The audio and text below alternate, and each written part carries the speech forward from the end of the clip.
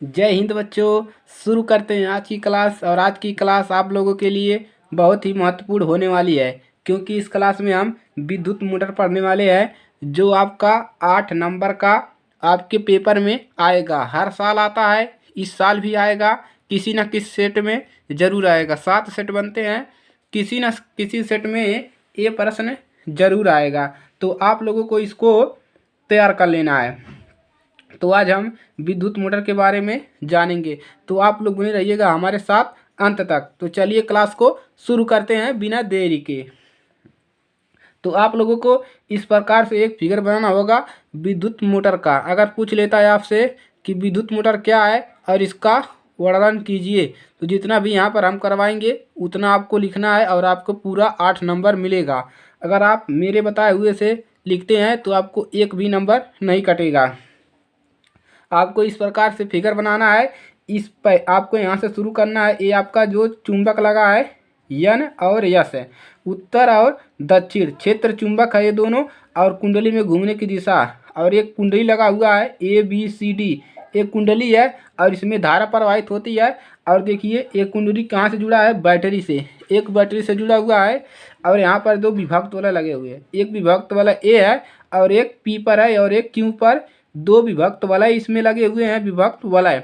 और देखिए और ये जो है ये ब्रुश लगा हुआ है और ये बैटरी है प्लस माइनस। तो चलिए अब हम इसको जानते हैं विद्युत मोटर के बारे में। तो सबसे पहले हम विद्युत मोटर के बारे में जानेंगे कि विद्युत मोटर होता क्या है। यानी कि विद्युत यानी कि लाइन से चलने वाला मोटर, ऐसा मोटर जो लाइन से चलता हो, जैसे पानी वाला मोटर। पानी वाला मोटर क्या है आपका, लाइन से चलता है। कोई भी मोटर हो जो लाइन से चलता हो वही उसी को हम विद्युत मोटर कहते हैं।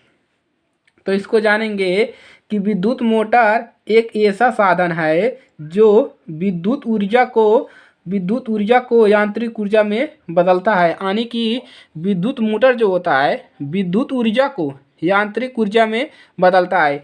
एक नंबर प्रश्न आपका यहीं से बन गया कि विद्युत मोटर से आपसे पूछ लेगा कि विद्युत मोटर क्या करता है। ऑप्शन में दे देगा कि विद्युत ऊर्जा को यांत्रिक ऊर्जा में बदलता है, यांत्रिक ऊर्जा को विद्युत में बदलता है। इस प्रकार से आपको एक नंबर का प्रश्न आपके यहीं से बन जा रहा है।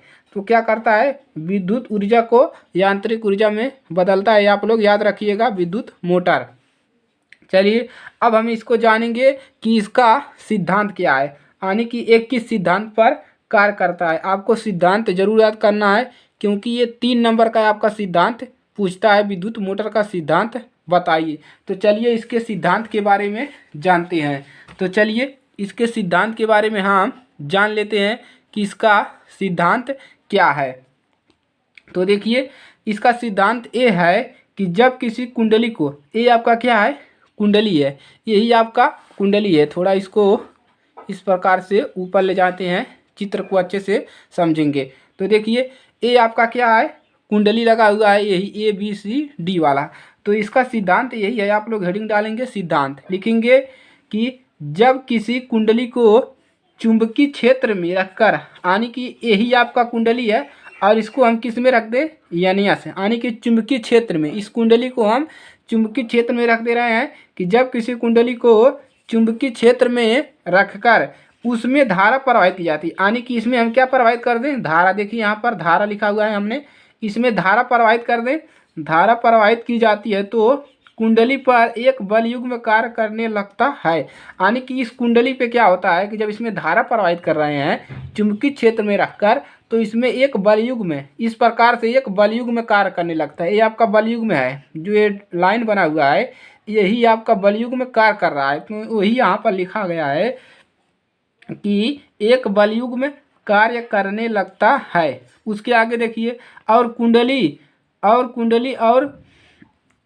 यहाँ पर लिख सकते हैं कुंडली और उसी अक्ष पर कार्य करने लगता है, और कुंडली उसी अक्ष पर घूमने का प्रयास करता है। जो ये कुंडली है उसी अक्ष पर घूमने का प्रयास करेगा, यानी कि पहले से एक अक्ष पे घूम रहा है और ये जो है उसी अक्ष पर घूमने का प्रयास करता है जिस अक्ष पर वह घूमने के लिए स्वतंत्र हो। यानी कि जिस अक्ष पर वह फ्री है, यानी कि जिस पर घूम रहा है उसी पर घूमने का प्रयास करेगा।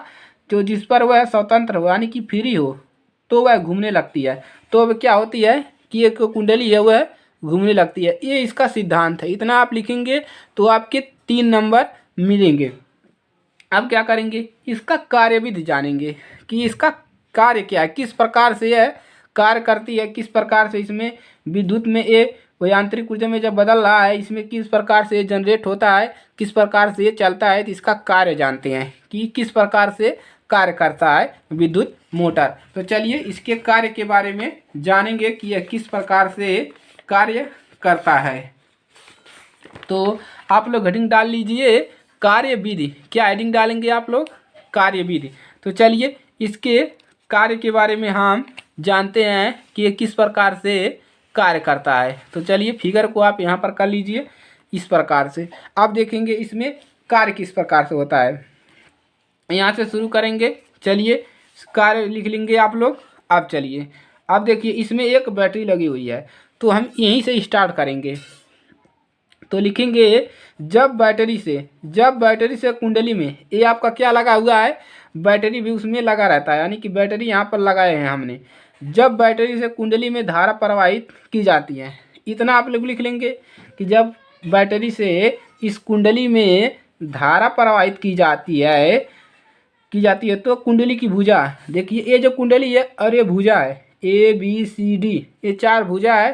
तो यहाँ पर बताया है कि तो कुंडली की भुजा हो AB तथा CD पर बराबर परंतु विपरीत दिशा में 2 बल कार्य करने लगते हैं। यानी कहीं जब इसमें हम बैटरी से धारा प्रवाहित कर रहे हैं तो ये जो आपका AB है और CD इस पर 2 बराबर परंतु विपरीत दिशा में 2 बलयुग में कार्य करने लगते हैं। और ये बल यहाँ पर लिखा है कि ये बल एक बलयुग में बनाते हैं। क्या बनाते हैं, एक बलयुग में बनाते हैं जिसके कारण कुंडली दक्षिण वर्त दिशा में घूमने लगती है। इसी के कारण जब ये बल बना लेते हैं इस प्रकार से तो इसके कारण कुंडली जो है दक्षिण दिशा में, यानी कि दाएं दिशा में, इस दिशा में, इस प्रकार देखिए इस प्रकार से ये जा रहा है। यहाँ से बैटरी जब चालू करेंगे यहाँ से तो धारा इस प्रकार से जा रहा है कुंडली में तब, और इस पर एक बलयुग में कार्य करने लग रहा है और इसी को क्या कर रहा है, दक्षिण वर्त दिशा में घुमाने का प्रयास कर रहा है। देखिए यहाँ पर लिखा भी गया है जिसके कारण कुंडली दक्षिण वर्त दिशा में घूमने लगती है। कुंडली के साथ उसके सिर पर, अब देखिए इस कुंडली के साथ इसके सिरों पर, यानी कि जो ये सिर है इसके सिरों पर एक विभक्त वाला लगा हुआ है। ये दोनों विभक्त वाला लगा है तो ये भी घूमने लगेगा। तो यहाँ पर यही लिखा गया है, देखिए कुंडली के साथ उसके सिरों पर लगे विभक्त वाला भी घूमने लगते हैं। यानी कि जो ये विभक्त वाला लगा है कुंडली के साथ, ये भी क्या करेंगे, घूमने लगेंगे जब ये ऊपर वाला कुंडली दक्षिण दिशा में घूमेगी। विभक्त वाला है कुंडली के साथ उसके सिरों पर लगे विभक्त वाला भी घूमने लगते हैं। यहाँ तक हो गया। अब देखिए अब इनकी सहायता से, इन 2 विभक्त वलय की सहायता से, तो यहाँ पर लिखेंगे विभक्त वलयों की सहायता से धारा की दिशा इस प्रकार रखी जाती है। यानी कि इन विभक्त वलय की सहायता से हम जो धारा की दिशा है, धारा की दिशा इस प्रकार रखी जाती है कि कुंडली पर बल, जो कुंडली पर बल है लगातार एक ही दिशा में काम करे। यानी कि इस पर इस दोनों विभक्त वाला पर कुंडली यानी कि धारा की दिशा को इस प्रकार हम रख देते हैं कि दोनों एक ही दिशा में, यानी कि ये जो लगा है दोनों एक ही दिशा में काम करे। यानी कि इस दिशा में क्या काम कर रहा है तो इसी में करे, इसी दिशा में बराबर लगातार एक ही दिशा में काम करे, अर्थात कुंडली एक ही दिशा में घूमती रहे। यानी कि इन दोनों का एक कार्य है कि कुंडली को दोनों को एक ही दिशा में घुमाए। जब इस पर धारा आ रहा है तो ये और एक कुंडली जो है यानी कि विभक्त वाला है, ये जो धारा की कुंडली को एक ही दिशा में घुमाए। यानी कि जो इस प्रकार से देखिए क्या हो रहा है, ये इस प्रकार से घूम रहा है। इस प्रकार से देखिए यहाँ से चालू करेंगे, ऐसे ऐसे धारा जा रहा है कुंडली में, इस प्रकार से ऐसे होते हुए आ रहा है तो इसी प्रकार से घूम रहा है। तो इन दोनों का यही कार्य है कि एक ही दिशा में जो कुंडली घूमती रहे। ये हो गया आपका कार्य विधि लिख लेंगे यहाँ से आप लोग, इतना लिख लेंगे। उसके बाद अब हम जानेंगे कि विभक्त वाला इसका महत्व क्या है। इन विभक्त वालों का महत्व हम जानेंगे। ये भी पूछता है कि विद्युत मोटर में विभक्त वाला का महत्व बताइए। तो आप लोगों को ये महत्व बताना पड़ेगा कि 3 नंबर में पूछता है। तो चलिए उसको हम जान लेते हैं विभक्त वलय के महत्व के बारे में। तो आप लोगों को अच्छा दिखे इसलिए हम पेपर को थोड़ा इसको मोड़ देते हैं और उसके बाद जानते हैं विभक्त वलय का महत्व। चलिए इसको अच्छे से समझ लेते हैं विभक्त वलय का महत्व। ये 3 नंबर में पूछेगा, आप लोग इसको भूलिएगा मत, इसको याद कर लीजिए। यहाँ से अगर आप मोटर तैयार कर लेते हैं यहाँ से 15 नंबर तक आपको मिल सकते हैं। तो चलिए विभक्त वलय का महत्व जानेंगे। तो लिखेंगे विभक्त वलय का कार्य। अब इसका हम कार्य जानेंगे कि क्या कार्य करता है। विभक्त वलय का कार्य कुंडली में प्रवाहित धारा की दिशा को बदलना है। आप देखिए ऊपर भी यही कहा गया है कार्यविधि में कि इसका कार्य है कि धारा की दिशा को एक ही दिशा में बदल, यानी कि जब एक ही दिशा में कर दे या विपरीत कर दे, इसकी दिशा जो है विभक्त वलय का कार्य कुंडली में प्रवाहित धारा की दिशा को बदलना है। यानी कि इसका कार्य क्या है कि जो कुंडली में प्रवाहित हो रहा है इस कुंडली में धारा की दिशा को बदलना है। ये हो गया इसका कार्य। अब देखिए लिखा है यहाँ पर, जब कुंडली आधा चक्कर है, यानी कि ये जो कुंडली है इस प्रकार से घूम रही है, जब ये आधा चक्कर ऐसे घूमते घूमते आधा चक्कर हो जाता है तो क्या कह रहा है देखिए, जब कुंडली आधा चक्कर पूर्ण कर लेती है, यानी कि जब आधा चक्कर घूम लेती है, आधा घूम लेती है, तो विभक्त वलय का बुरुशों से, यानी कि जो बुरुश लगा हुआ है, ये जो बुरुश लगा है छोटे छोटे, ये जो विभक्त वलय, इनका संपर्क, विभक्त वलय का संपर्क इन बुरुशों से क्या हो जाता है, संपर्क समाप्त हो जाता है। इनका संपर्क जो इनका बुरुशों से संपर्क होता है ये समाप्त हो जाता है, यानी कि ये छोड़ देता है, बुरुश समाप्त हो जाता है और विपरीत दिशा में संपर्क जुड़ जाता है। और इसके विपरीत दिशा में, इस दिशा में संपर्क क्या होता है, जुड़ जाता है। यहाँ से छोड़ रहा है और यहाँ पर जाकर जुड़ जा रहा है, संपर्क जुड़ जाता है और कुंडली एक ही दिशा में घूमने लगती है। यहाँ से संपर्क टूटा, विपरीत दिशा में जाकर संपर्क जुट गया बुरुशों से। तो इसी प्रकार से क्या होता है, मोटर एक ही दिशा में इस प्रकार से घूमने लगती है, इस प्रकार से। तो यही आपका विद्युत मोटर है। और यहाँ तक आपसे पूछ सकता है, अगर आपको ये पूछता है 8 नंबर में तो आप यहाँ तक लिखेंगे, आसान है, इसको आप लोग अच्छे से तैयार कर लीजिएगा।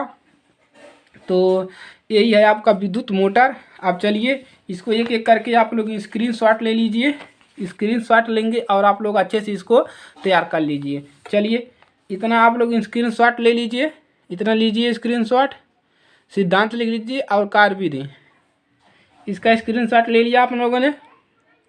अब इसका विभक्त वलय का भी स्क्रीनशॉट ले लेंगे, विभक्त वलय का स्क्रीनशॉट ले लिए।